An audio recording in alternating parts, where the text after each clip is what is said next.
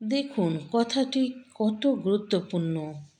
রাসূলুল্লাহ সাল্লাল্লাহু আলাইহি ওয়াসাল্লাম বলেছেন, আল্লাহ বলেন, আমি আমার বান্দাহর সাথেই অবস্থান করি যখন সে আমাকে স্মরণ করে, আর আমার ওই স্মরণে তার উভয় ঠোঁট নড়তে থাকে।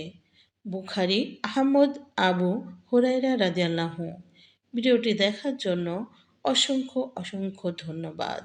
আসসালামু আলাইকুম। আমার নিজের একটু অনুরোধ, আসুন না প্রতিটা দিন একটা সময় করে নিরিবিলি তাকে স্মরণ করি, যে আমাদেরকে সৃষ্টি করেছেন এত কিছু দিয়ে। কেন করব না বলুন? আল্লাহ আমাদেরকে এত এত বেশি ভালোবেসে সৃষ্টি করেছেন, আর তাকেই কিনা সেই ভালোবাসা আমরা দিব না? এটা তো হয় না। আসুন না তাকে হৃদয় দিয়ে ভালোবেসে হৃদয়ের মনের মানুষ বানিয়ে নিই।